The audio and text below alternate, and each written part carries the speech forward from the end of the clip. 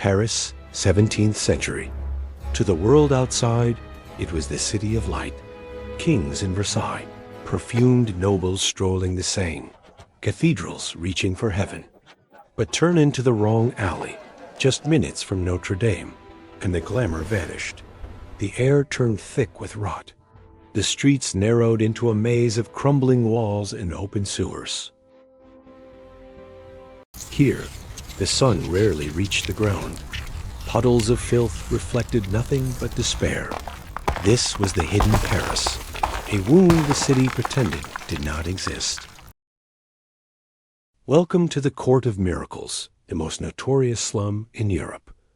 A kingdom where no law dared enter after dark. A place Victor Hugo called a hideous wart on the face of Paris. It was more than a slum. It was a world unto itself, a nightly theater of deception that mocked the grandeur above. By day, its inhabitants flooded the elegant boulevards. Blind men groped with sticks, cripples dragged twisted limbs, lepers displayed painted sores, begging for alms from wealthy passers-by. They were masters of deception, fake epileptics foaming at the mouth, one-armed bandits hiding healthy limbs.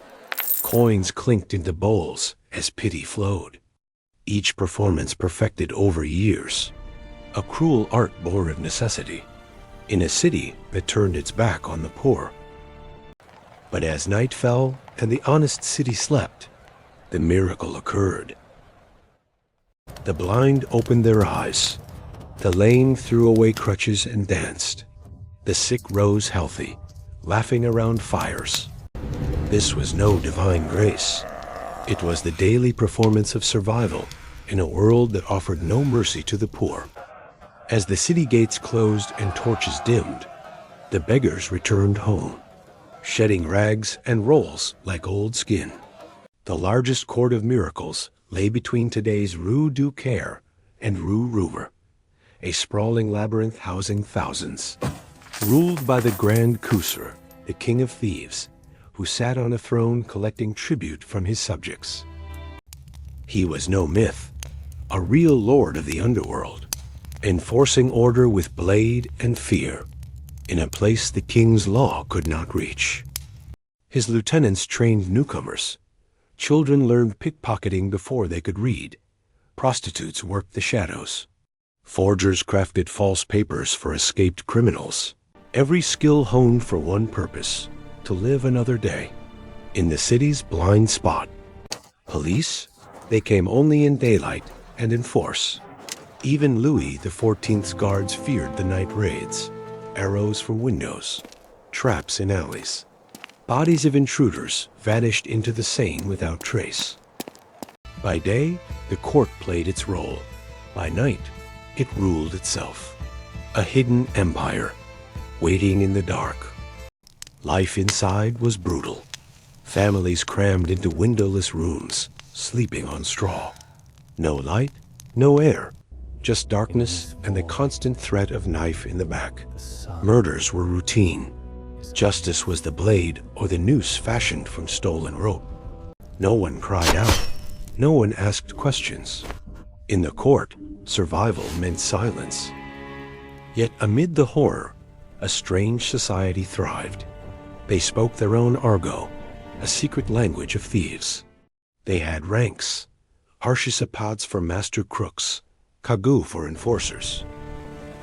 T was a code of the underworld, words that protected them from the world that despised them.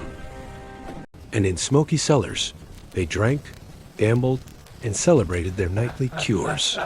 It was a hidden world, forgotten souls mocking the city above.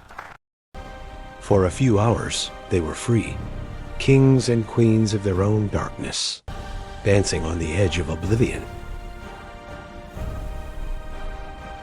The end came slowly.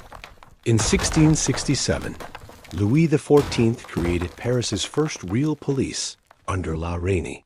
Mass raids cleared streets, branding thousands and sending them to galleys. But the court fought back. It adapted. It waited in the shadows. for the next chapter of its defiance. But the courts lingered for centuries. The raids of Louis XIV's police slowed them, but never ended them. The slums adapted, moving deeper into hidden courtyards and cellars. Through the 18th century, smaller courts survived in the Faubourg Saint-Antoine and around Les Halles. The Revolution of 1789 briefly opened the prisons, flooding the streets with even more outcasts. Only Haussmann's grand boulevards in the 19th century erased them forever, narrow alleys demolished for wide avenues of light and order. Between 1853 and 1870, Baron Haussmann, under Napoleon III, razed entire neighborhoods. Over 20,000 buildings fell.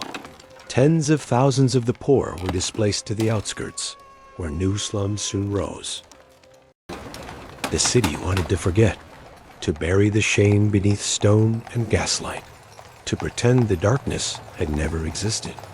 Yet the transformation came at a cost.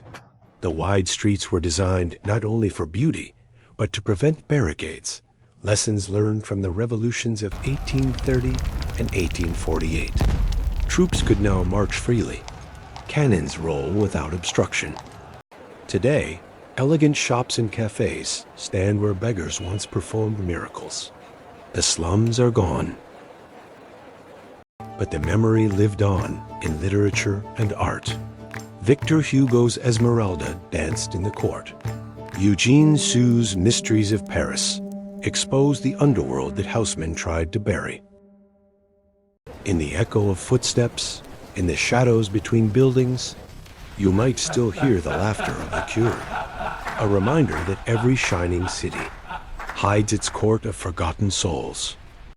The court of miracles may have fallen to the pickaxe, but its spirit endured.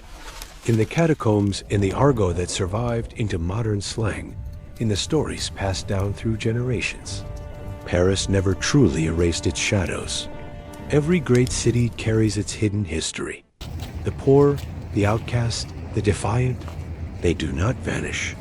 They wait, they adapt, and somewhere beneath the light, the miracle continues.